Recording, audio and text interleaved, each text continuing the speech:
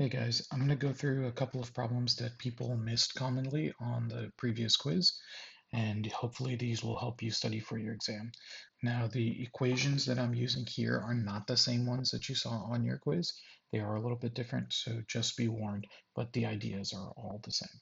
Okay, so let's lead out with this first one. In the first problem, they gave you a quadratic up here, x squared minus 4x minus 21, and they said, hey, can you find your vertex? And that piece was the one that I think people struggled with the most, finding the vertex. And you just have to remember your formula for this is negative b over 2a. Okay, so that's going to be my x value. So we're going to have negative 4 over 1, which comes out to 4. Okay, so that's that first coordinate. Now, the second part of this is we just plug that 4 back in here to the equation. Okay, and we end up getting negative 21. So we say, hey, that's my vertex. Okay, so that was the one that people missed a lot on that section. The y-intercept, people know you plug in, you're going to plug in x is 0 for that one. Okay, and then the x-intercepts you would have to factor. Or you can use quadratic formula depending on what you run into.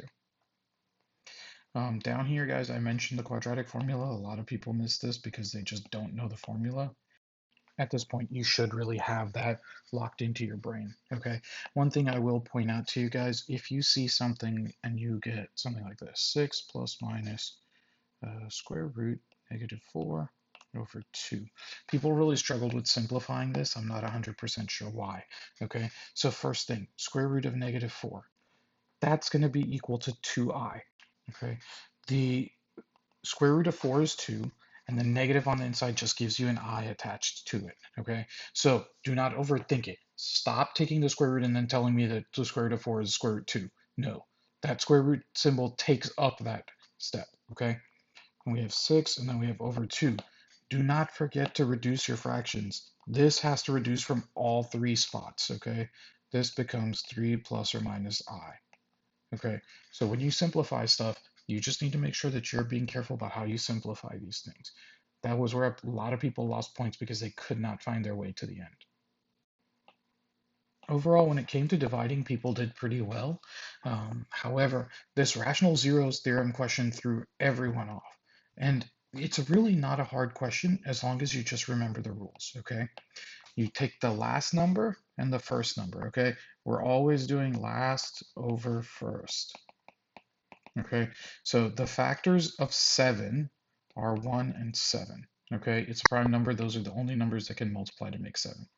The factors of 3 are 1 and 3. Okay, we're going to treat these as plus minus. And then any fraction you can make of these numbers is a possible answer.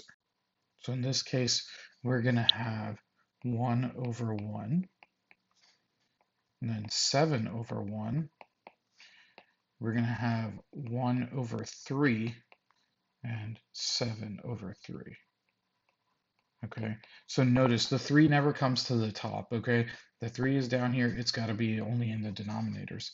Now, if we clean this up, you can say plus minus 1, plus minus 7, 1/3, and then 7 over 3. Okay, they're all plus minus, okay?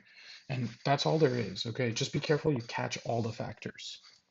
The one below here, number 5, people did really well on this overall. You guys caught on that these factors are cubed, like this one right here is x minus 3 cubed, right? But what people forgot about is that both ends are going down, right?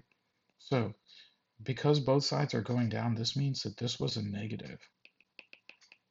Okay, so when you wrote the equation, you had to write it with a negative in front of these factors. But most people got the factors right, but they did not catch on that they had to put the negative in the front there. Okay, I didn't make you calculate the a value, but you had to catch that. So on this section, people did okay on the long division. You just need to make sure that you're being careful with those positives and negatives. A lot of people made arithmetic mistakes on there, so just be careful that you're not getting caught up on that. Now, this bottom section is one where people did really poorly again. The biggest mistake is that people seem to not remember that the increasing decreasing section, these are using x values. Okay, they don't use y values there. Okay, the only one of these that uses y values is the range. Okay, that's the only one that will look at y values. Everything else is based off of x values. Okay, now the other thing is the increasing, decreasing sections have parentheses. They're only going to be parentheses. Your range, on the other hand, and your domain can have a bracket. So for example, in this one, it does go from negative infinity up to 4 with a bracket. Okay, but the increasing, decreasing sections are parentheses only, and they're only x values. Those are the two most common mistakes. Those are free points people are throwing away. Okay, last section here. Okay, people did kind of struggle here, um, just reading the equation and understanding what was being asked. So in this problem, x, x, x, this is the factored out form. This function is actually x cubed. That's your degree. There were three x's there. That means that it's x cubed. The leading coefficient is the number that's attached here. That's a 4.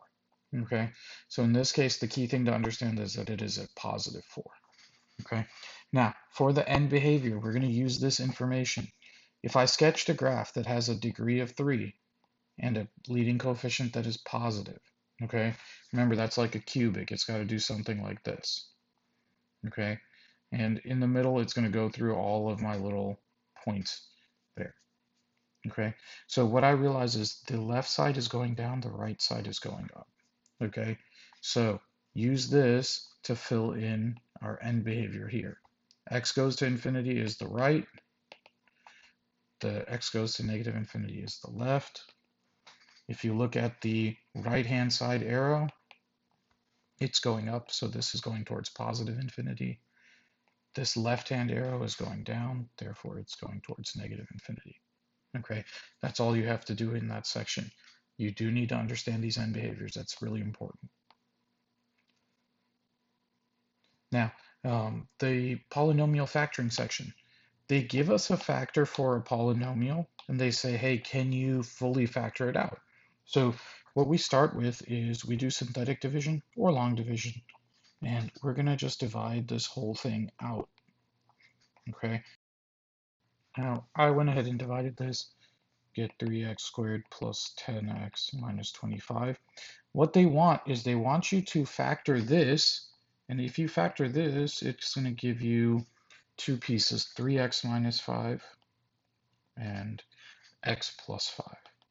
Okay, but don't forget we started with this x minus 1. That's also a factor of this polynomial. Okay, so it's important to note that down as well. Again, this was a cubic. I ended with three pieces over here. That makes sense. Okay, so again, I went super fast through this video. Feel free to go back for a rewatch. I just wanted to make sure I touched on as many things that people commonly missed and tried to help you all out for the next test. Good luck and happy studying.